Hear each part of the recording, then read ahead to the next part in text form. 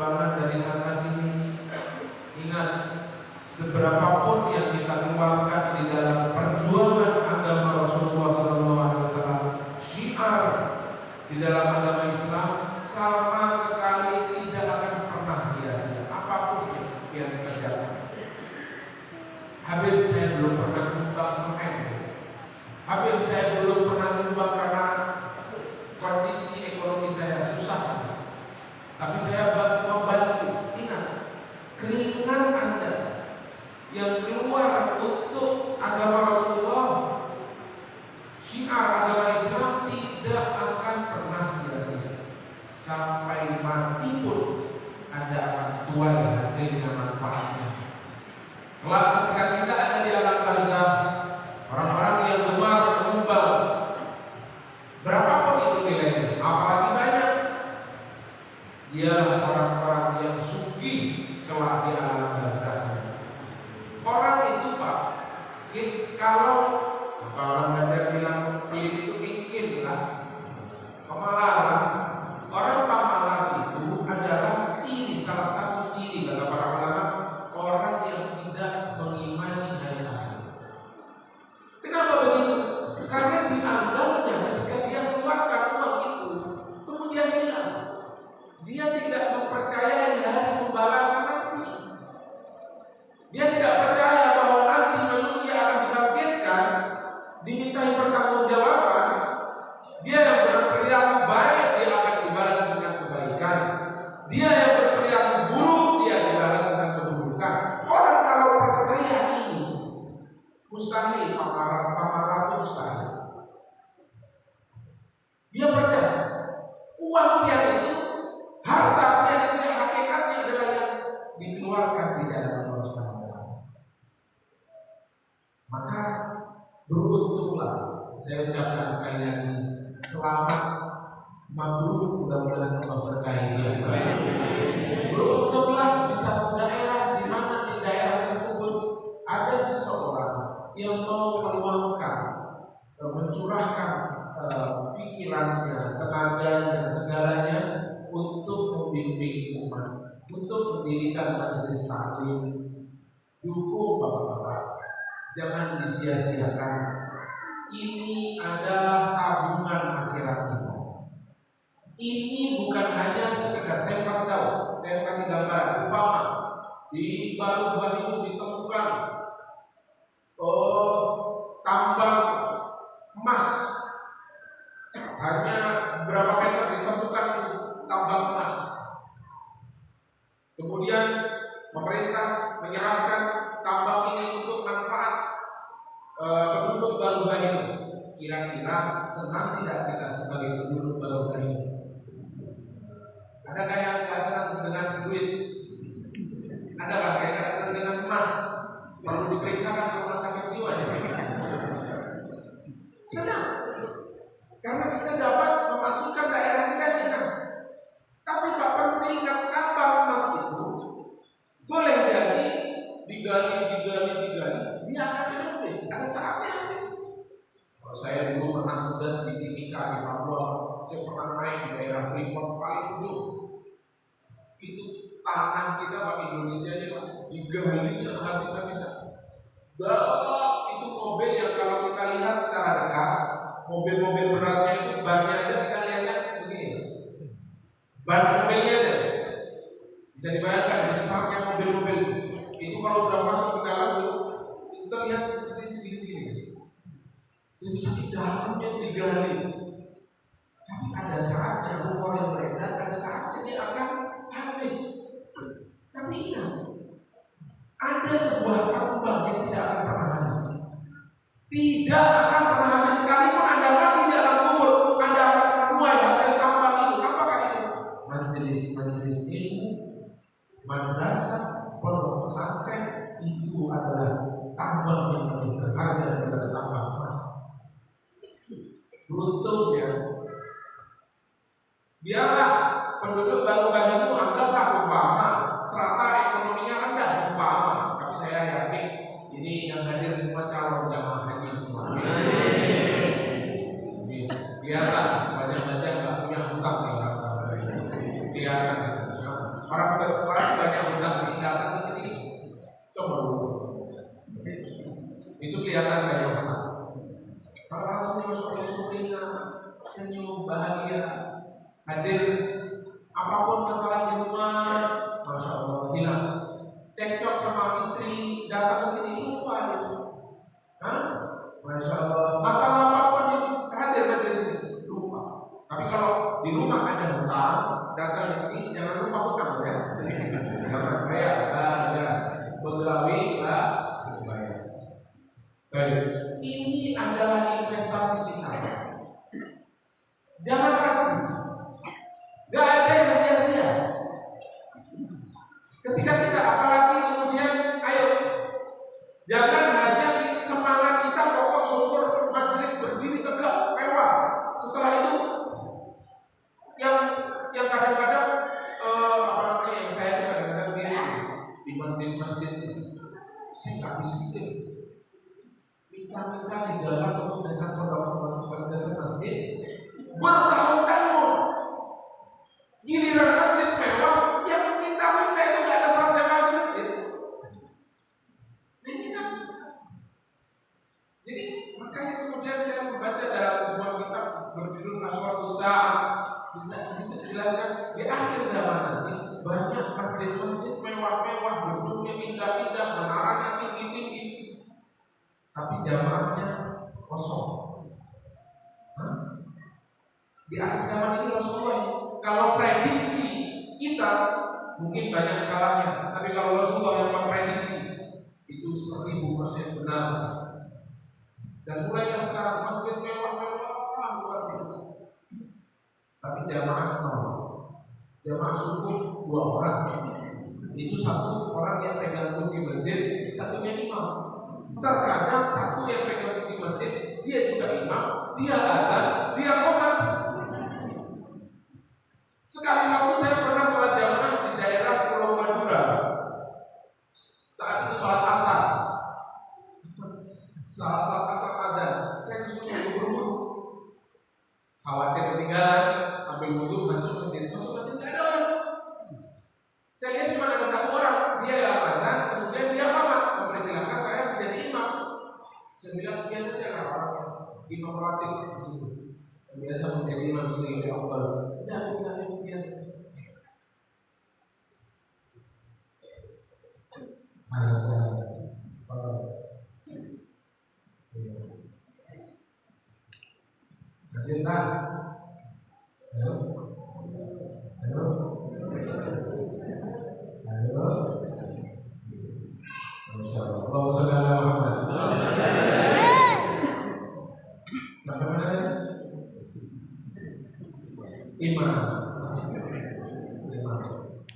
jadi imam ya, karena terbiasa. Saya bawa supir 1, jadi imam makmumnya 2. Terbiasa saya ketika sebelum menjadi imam, saya anjurkan makmum untuk merapatkan shaf. Istawu wa'tadilu wa tarasubiya alhamdulillah, rapatkan, luruskan shafnya. Sementara di belakang cuma 2 orang. Rapatkan, luruskan shafnya, jangan membentuk shaf baru sebelum shaf tempatnya lurus dan rapat. Bingung orang tua pak belakangnya, mau dirapatkan kemana? Rapatkan ke kanan tembok, ke kiri orang sudah kan gitu. Karena terbiasa begitu ya. Artinya gini, jangan kemudian boleh ini syiar ini pak ya, setiap orang 1 sak semen saja yang ikut andil di dalam pembangunan majelis ini. Ya Allah, beruntunglah, apalagi yang bersak-sak semen, berkat pasir. Ya Allah, itu orang sugih. Jangan khawatir, orang sugih nanti di akhirat. Amin ya rabbal alamin. Jangan khawatir, masyaallah. Tapi jangan kemudian fokus kita hanya di pembangunan. Sebenarnya yang perlu di nomor 1 adalah bagaimana pembangunan ini menjadi sebab jamaah istiqomah. Ini hanya sarana. Tujuan utamanya agar bagaimana istiqomah, jamaah banyak, manfaat yang kemudian dirasakan oleh jamaah itu Dan juga tidak akan pernah kita lupakan tujuan utama dalam majelis ilmu ini adalah bagaimana ketika kita dapat membahagiakan Rasulullah SAW, membahagiakan Nabi ini harga mati. Jangan sekali-kali kemudian Rasulullah SAW sedih, karena amal kita setiap minggu itu di setiap seminggu sekali, yang riwayat katakan seminggu 2 kali distorkan kepada Allah. Jika kemudian yang dilaporkan amalan-amalan kita dapati baik, masya Allah, amal soleh, Rasulullah bangga. Rasulullah itu bangga. Seringkali Rasulullah itu membanggakan umatnya. Jadi jangan sampai mengecewakan. Rasulullah itu pernah bersabda, ini luar biasa. Di satu sisi saya membaca ini kadang senang, kadang malu. Beginikah kualitas yang dibanggakan oleh Rasulullah? Apa kata Rasulullah? Ana hafdukum minal anbiya. Aku ini, kata Rasulullah, adalah keberuntungan daripada segenap para nabi. Beruntunglah kalian memiliki aku sebagai nabi, sehingga kalian menjadi untung khairu ummatin ukhrijat linnas, sebaik-baiknya umat. Aku adalah merupakan keberuntungan untuk kalian. Kemudian Rasulullah melanjutkan, wa antum hadhi minal umam, dan kalian adalah umatku, kalian adalah merupakan keberuntunganku sebagai umat. Beruntunglah aku, seakan-akan Nabi mengatakan ini, beruntunglah aku memiliki umat seperti kalian. Rasulullah ini membanggakan kita sedemikian rupa. Tapi apakah kemudian tidak sedih Rasulullah yang dibanggakan itu kemudian kualitasnya, kalau kerupuk itu melempem? Tahu apa sih melempem? Kerupuk yang kadang renyahkan itu apa? Wayut. Kemudian ada kepuasan tersendiri kalau ada bahasa ya. Kemudian bisa disampaikan dengan wayut. Iman wayut. Apakah kemudian Rasulullah tidak sedih? Ini dibangga-banggakan. Zawwaju tanakahu wa umatku, nikah kalian. Nikah, jangan takut-takut nikah. Tapi ekonomi belum makan, tapi jangan takut. Zawwaju tanakahu takfuru, kalian nanti akan banyak. Maka ketika kalian banyak, fa inni bahin bikumul umam yaumil qiyamah. Sesungguhnya aku kelak akan membanggakan kalian kelak di akhirat nanti. Yaumil qiyamah dibanggakan oleh Rasulullah. Dan terus kalau iman umatnya wayut.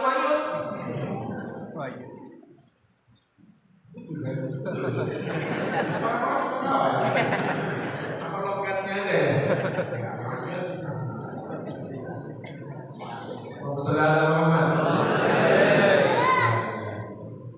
Ayo. Rasulullah berkorban semuanya untuk kita. Semuanya, tidak terkecuali. Rasulullah semuanya dikorbankan, hartanya, jiwanya, murah darah dia untuk kita. Bahkan keluarganya. Di detik-detik akhir kehidupan beliau, yang diingat bukan keluarganya, umatnya, umat. Kok ayo, kita ini harus tahu diri, harus tahu malu kita ini. Kita ini loh yang diperhatikan oleh Rasulullah. Masa? Itu kadang saya kemarin, sekarang ini maulidah nih kayaknya jarang banget orang mengadakan maulidah. Kenapa? Anu bet datang, anu bet mahal bet, larang bet. Murah. Jadi tadi saya doa, mudah-mudahan tak. Saya doa pakai rawat. Saudara Muhammad. Jatah murah bet minyak larang. Aduh, jadi orang Pak ya. Tidak ada alasan untuk tidak merayakan Maulid hanya karena datang murah minyak Pak. Karena rayakan Maulid ini tidak harus butuh uang banyak. Rayakan Maulid. Apakah kita tidak malu ini Rasulullah berjuang mati-matian untuk kita, umatnya? Masa kita tidak mau sedikit pun? Ya Allah, ini loh gak datang setiap hari, setahun sekali. Tidaklah kita malu. Rasulullah berkorban, ya Allah, kaki bengkak, siang malam berdoa untuk kita umatnya. Ya, mari kita sadari, ya, ini semua pembangunan ini, jerih payah kita, apapun yang kita korbankan, niatkan di dalam hati, kalau bisa ini semata-mata agar kita menggapai ridho Allah melalui baginda Rasulullah SAW. Baginda Muhammad kita bahagiakan, maka itu adalah pintu ridho Allah Subhanahu wa Ta'ala. Jadi untuk yang terakhir ini jam 3:30 ya. Dikasih waktu berapa menit? Ini terus kan atau cukup? Masalah kita jadi saya bingung mau ngomong apa lagi. Mudah-mudahan ya, saya yakin bangunan ini menjadi sebab kita nanti jamaah mengulir. Manfaat bisa dirasakan segenap penduduk Baru-Baru, lebih luas lagi sampai ke Balangan, lebih luas lagi sekarang selatan. Amin. Bapak Ibu hadirin dan hadirat, hari ini kita masih berada di bulan Maulid. Tanggal berapa itu? Tanggal berapa Maulid? 11. Oh ya betul, 12. Esok ini pas hari kelahiran Rasulullah SAW, tanggal 12. Saya ingin begini, perayaan peringatan Maulid Nabi itu bukan hanya semata-mata euforia. Euforia itu hanya kita kumpul-kumpul, makan-makan, pulang begitu saja. Keluar bulan Maulid, ayo bagaimana ya? Apa yang kita dapatkan dari Maulid Nabi? Apa yang bertambah dari semangat kita menjalankan sunnah-sunnah Nabi? Apa yang kemudian menjadikan kita bertambah cinta, rindu, mengenali Rasulullah SAW? Itu yang perlu dijadikan tanda tanya besar. Sejauh mana perjuangan kita untuk Rasulullah SAW? Saya ingin cerita ini terakhir. Ini ceritanya agak panjang, jadi nanti kalau di pertengahan saya capek, saya pulang. Ya. Jadi kalau penasaran dengan ceritanya, Guru Ahmad suruh undang saya lagi. Ini kisah ini ada sahabat Nabi namanya Ammar bin Yasir. Siapa? Ammar bin Yasir. Ini sahabat luar biasa. Ayahnya bernama Yasir, ibunya bernama Sumayyah. Yasir adalah orang Yaman, pendatang dari Yaman. Ketika itu awalnya Yasir ini datang ke kota Makkah untuk mencari saudara kandungnya yang hilang. Dicarinya dengan beberapa saudaranya. Yasir cari saudara kandungnya yang hilang, dicari ke Makkah. Setelah sampai di kota Makkah, tanya-tanya, adakah kalian melihat adikku yang berdiri ini, rambutnya begini? Dulu nggak ada foto, sekarang kan ada apa? Dan ada. Akhirnya saudara-saudara yang sepakat, kalau begitu kami mau pulang ke Yaman. Si Yasir enggak, saya nggak mau pulang ke Yaman, saya mau tinggal di Makkah saja. Saya merasakan kesenangan di Makkah. Saat itu Rasulullah SAW masih memulai dakwahnya dengan sirriyah, dengan sembunyi-sembunyi. Baik. Nah, Yasir akhirnya masuk ke kota Makkah, cari-cari orang. Ketemulah dengan satu sahabat, ketemu salah satu orang kafir Quraisy. Ditanyain, orang asing, kamu mau kemana? Saya mau tinggal di Makkah. Oh, bahaya kamu tinggal di Makkah kalau nggak punya yang satu suku yang menaungimu. Kamu harus gabung di salah satu suku yang suku nanti bisa membelamu, yang bisa menaungimu, yang bisa melindungimu. Kalau gitu saya mau masuk ke mana ini? Oh iya, diantarkanlah ke musuh bebuyutan Rasulullah SAW, yaitu Abu Jahal. Abu Jahal, ini ada pendatang. Kita punya pasukan baru nih, namanya Yasir. Oh ya, karena Yasir ini orangnya sopan santun, orangnya nggak seperti orang Makkah. Karena ya orang Arab di Yaman, orang Yaman itu terkenal hatinya lembut, akhlaknya luar biasa. Kalau orang Indonesia itu seperti orang Jawa yang lembut, begini, ya. Kalau orang Yaman, kalau orang di kalangan orang Arab yang paling sopan, paling lembut hatinya itu orang Yaman. Rasulullah juga pernah memuji penduduk Yaman, al-iman Yaman wal hikmatu Yamaniyah. Orang Yaman itu imannya kuat dan orangnya bijaksana. Baik. Akhirnya gabunglah mereka. Yasir gabung dengan suku itu. Karena Abu Jahal ini luar biasa, simpatinya kepada Yasir, dinikahkanlah Yasir dengan Sumayyah, seorang budak yang kemudian diperdekakan, dinikahkan oleh Abu Jahal. Dinikahkan, dinafkahi, dikasih rumah, pokoknya karena Abu Jahal cinta, senang pada Yasir. Ketujuh kan? Ketujuh. Kemudian setelah menikah mereka pun punya anak namanya Ammar yang kemudian menjadi sahabat Nabi, yaitu Ammar bin Yasir. Ammar bin Yasir sebelum dia memeluk agama Islam, dia mendengar di kalangan teman-temannya bahwa ada Nabi Muhammad. Kemudian dia sering mendengar ayat-ayat Allah, Al-Quran. Dia penasaran, benar dia Nabi? Apa benar dia kemudian beredar ini adalah memang Al-Quran wahyu dari Allah SWT? Kemudian Ammar pun sembunyi-sembunyi memberanikan diri pergi kepada markas Islamic Center, kalau kala itu namanya Darul Arqam. Pergi ke situ sembunyi-sembunyi agar supaya bagaimana tidak diketahui oleh ayahnya, ibunya, apalagi Abu Jahal. Sampai bertemu dengan Rasulullah, disebut oleh Rasulullah, kemudian dinasihati, diberikan ayat-ayat wahyu, kemudian tidak pulang. Ammar bin Yasir masuk Islam di tangan Rasulullah. Talqin syahadat asyhadu an la ilaha illallah wa asyhadu anna Muhammadan rasulullah. Setelah syahadat, bingung ya. Wah, ini gimana saya cara pulangnya?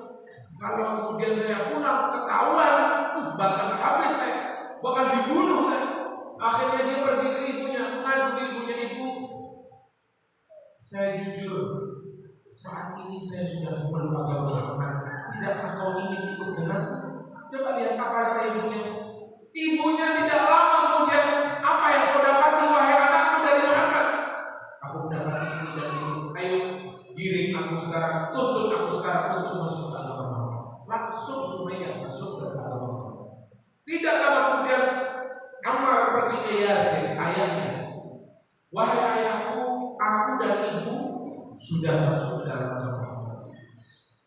Sempat terkejut, tapi kemudian ayahnya bertanya, apa yang kau dapat dari Muhammad? Begini dan begitu. Kemudian tidak lama juga Yasir pun masuk ke dalam agama Nabi Muhammad SAW. Nah, kemudian apa yang terjadi kemudian ini yang kemudian menjadi pengorbanan seorang Ammar bin Yasir. Terdengarlah kabar itu kepada Abu Jahal. Abu Jahal marahnya bukan main. Bagaimana gak marah? Ini Ammar, ini Yasir adalah pendatang, tak punya apa-apa. Aku yang menghidupi dia, aku yang mengawinkan dia, aku yang membuat dia semuanya, fasilitas semua ada buat dia. Kenapa aku dikhianati begitu? Marah Abu Jahal. Kemudian didatangilah rumah Ammar bin Yasir, diambillah, diculik mereka 3 orang ini, dibawa ke gurun pasir yang begitu panas teriknya luar biasa, diikat di tengah-tengah gurun pasir, kemudian disiksa setiap hari non-stop. Habis disiksa luar biasa. Ketika disiksa, Ammar, anaknya yang menjadi penyebab kedua orang ini adalah masuk ke dalam agama Muhammad. Abu Jahal mengatakan, Ammar, apakah kau akan melanjutkan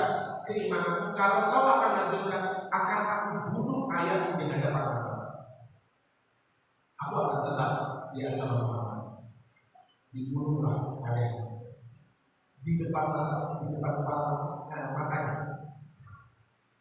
Kemudian Ammar, ayahmu sudah mati, sekarang giliran ibumu. Apakah kamu akan teruskan? Apa kata Ammar? Iya, aku akan teruskan. Di Amerika tombak kecil milik Abu Jahal, tombak ukuran kecil. Maaf, dalam riwayat ada macam-macam. Ada riwayatnya yang ditusukkan ke perut ibunya di bagian bawah. Ada riwayat lagi tombak itu ditusukkan ke arah rahim, ditusukkan sampai tembus ke dalam sampai mati di hadapan seorang anak yang ia besarkan, yang ia lahirkan dari rahim.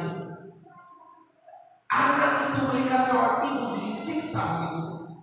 Apa kemudian dia tinggalkan agama Muhammad demi ibunya? Tidak.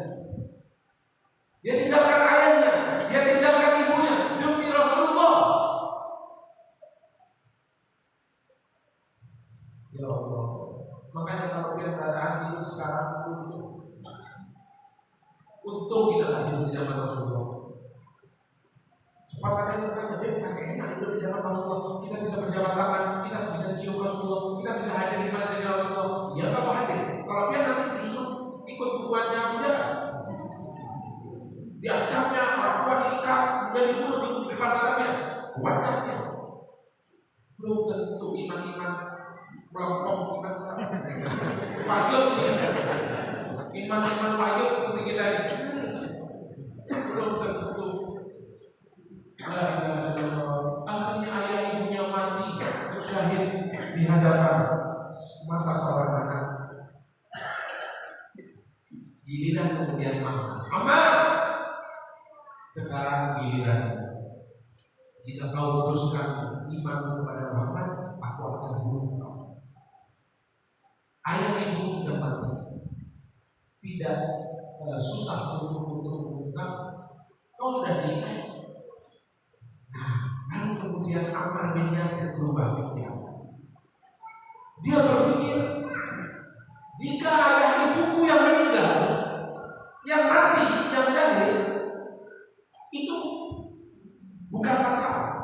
Tapi kalau sudah aku yang mati, lalu siapa yang akan menjaga kekasihku Muhammad SAW? Karena saat itu sahabat Nabi hanya bisa dihitung jari. Siapa yang akan membela Rasulullah kalau aku yang mati? Katakan wahai Ammar, kata Abu Jahal, bahwa kau menyembah berhala kami, tidak menyembah Tuhan Muhammad. Nah, dari situ kemudian Ammar bin Yasir mengucapkan apa yang menjadi tuntutan Abu Jahal. Kemudian setelah Abu Jahal merasa puas, menyangka bahwa Ammar sudah keluar dari agama Muhammad, dilepas ikatan, pergilah kau bebas. Setelah dibebaskan, dia lari terbirit-birit kepada Rasulullah SAW, mengadu kepada Rasulullah seraya menangis terseduh-seduh. Ya Rasulullah, hukumlah aku sekarang. Aku telah kafir, aku telah syirik. Kenapa? Apa yang terjadi wahai Ammar? Aku tadi disiksa habis-habisan oleh Abu Jahal, dan Abu Jahal paksaku untuk keluar dari agamamu, dan aku mengatakan itu. Apa kata Rasulullah? Apa kemudian Rasulullah, kau kafir? Tidak. Rasulullah mengatakan, wahai Ammar, apa sebenarnya yang terjadi di dalam hatimu saat kau mengucapkan ini? Kemudian Ammar mengatakan, inna qalbi fil fitnah. Sesungguhnya hatiku saat itu di dalam keimanan ya Rasulullah. Aku mengatakan itu hanya semata-mata untuk menyelamatkan dirimu, agar aku selalu senantiasa bisa menjagamu. Oh, kalau itu yang terjadi, sesungguhnya kau dalam keadaan beriman. Dan ketika engkau wahai Ammar ditangkap lagi oleh Abu Jahal, diikat lagi, disiksa lagi, dipaksa lagi seperti yang sedia kala, seperti yang kemarin, maka katakan seperti perkataanmu yang kemarin. Ammar bin Yasir luar biasa pengorbanannya untuk Rasulullah SAW. Ayah ibunya yang membesarkannya, orang. La ilaha illallah. Anak mana yang kuat melihat orang tuanya disiksa, apalagi dibunuh? Begitu Pak pengorbanannya. Karena dia tahu pengorbanan Rasulullah SAW itu luar biasa untuk umatnya. Paling tidak Rasulullah tidak menuntut kita macam-macam. Sekarang ini apa sih dituntut oleh Nabi? Dan kita Rasulullah, kita nggak dituntut ayo korbankan nyawa kalian mana? Sekarang jihad ada jihad. Apa sih sekarang kan ringan aja sebenarnya. Ayo hidupkan sunnahnya, hidupkan syiar-syiarnya. Termasuk ayo jika ada majelis taklim, majelis seperti ini kita dukung istiqomah majelis ilmu. Jangan kritis sedikit itu. Bilang apa? Sih bilang apa sih? Flu. Itu sudah yang penting paham. Yang penting paham ya. Flu sedikit aja. Dan istiqomah mudah-mudahan mendapatkan syafaat Rasulullah. Karena kita semua nanti di akhirat semua ya harap niatkan kehadiran kita di sini untuk menyenangkan hati Rasulullah. Karena kalau Rasulullah sudah cinta, gini Pak, saya mau kasih tahu, kalau orang mencintai Nabi itu kan wajar. Tapi kalau Rasulullah yang cinta kepada kita, ini yang luar biasa. Tidaklah kita ingin mendapatkan cinta itu. Makanya saya ijazahkan sekarang, ya sebagaimana saya katakan dari guru saya, ini wirid yang seringkali dibaca oleh Imam Abdul Wahab Syarani. Sohib kita beliau tadi itu di situ dijelaskan bahwa wirid beliau yang sering beliau baca adalah yang sering kali beliau baca itu menandakan cintanya beliau pada Nabi luar biasa. Allahumma, kayak kita baca sama-sama. Allahumma habibni ilan nabi wa habibin nabiyya ilayya. Itu dibaca ya sebanyak mungkin. Berapa pun tidak ada dosis, tidak ada istilah overdosis. Sebanyak mungkin setiap sholat mau tidur baca Allahumma, sekali lagi Allahumma habibni ilan nabi wa habibin nabiyya ilayya. Dibaca apa artinya? Ya Allah, habibni ilan nabi, jadikan aku mencintai Nabi. Karena mencintai beliau ini kalau tidak atas pertolongan Allah mustahil. Jadikan aku adalah orang yang mencintai Nabi. Dan tidak cukup sampai di situ, jadikan Nabi mencintai Nabi. Wa habibin nabiyya ilayya. Kalau sudah orang dapat cinta dari Rasulullah, nazar dari Rasulullah, jangan khawatir, kelak kalian akan dicari oleh Rasulullah. Perbanyak sholawat. Mumpung bulan Maulid, sebelum keluar bulan Maulid, banyak baca sholawat.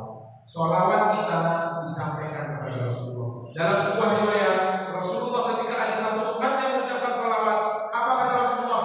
Allah mengirimkan satu malaikat untuk menyampaikan salam kalian kepada Allah. Sampai kepada Rasulullah sampai. Saya mau tanya kira-kira, kata Guru Ahmad, umpama ini saya kasih gambaran contoh. Guru Ahmad ini belum kenal sama Guru. Umpama belum kenal, tapi ketika saya ada di Malang, Guru Ahmad ada di Baru. Setiap ada orang Kalimantan datang ke rumah saya bertamu, saya sampaikan begini, kirimkan salam ulullah lewat Guru Ahmad. Di mana baru orang itu pergi baru menyampaikan salam itu. Guru Ahmad dapat salam dari Habib Idrus. Habib Idrus siapa? Habib Idrus tidak kenal. Sekali, dua kali, setiap sering kali saya hampir seminggu sekali orang datang menyampaikan salam. Saya dari menyampaikan saya salam untuk siapa? Untuk Guru Ahmad. Kira-kira tidakkah kemudian Guru Ahmad penasaran siapa sih sebenarnya Habib Idrus ini? Belum pernah sama sekali bertemu. Kok sering menyampaikan salam? Kira-kira penasaran nggak Guru Ahmad? Halo? Woi, masih hidup kayaknya. Kira-kira penasaran nggak? Penasaran. Apalagi saya kirim dia, bukan hanya kirim salam, tapi kirim uang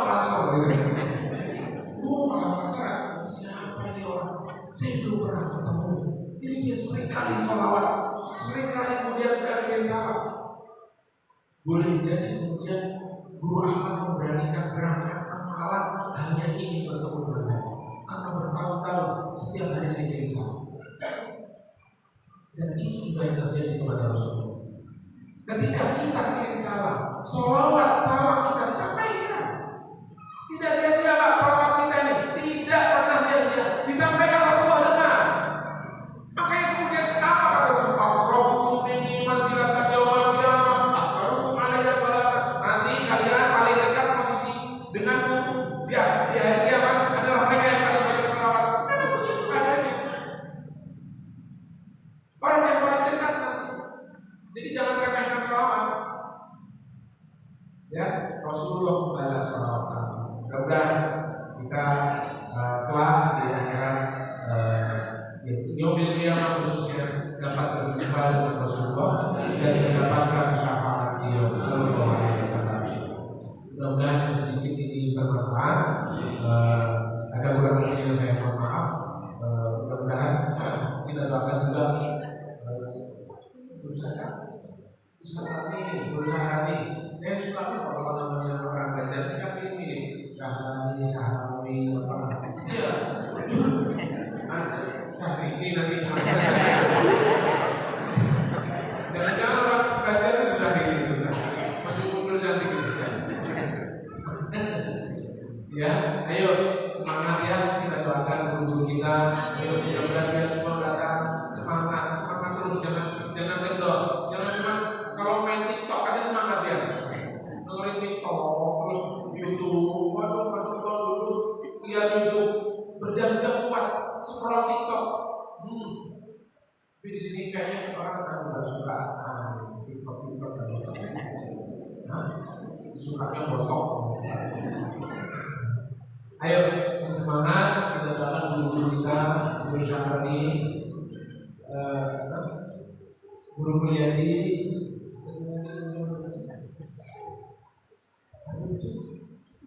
Masya Allah, saya musik di lain.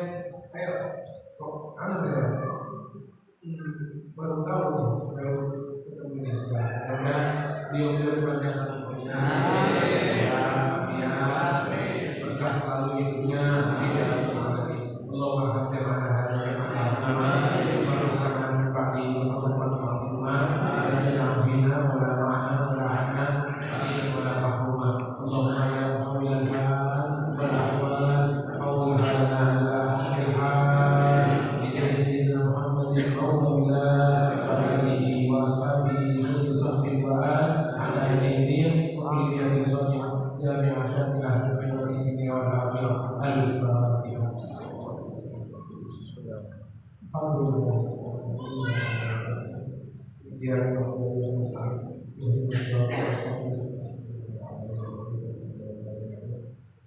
Bapak-bapak, ibu-ibu, itu saya akan membawa minyak harum di depan. Di depan aja, nanti kalau selanjutnya keluar hadiahnya 20.000 itu dasar murni, dasar pesantren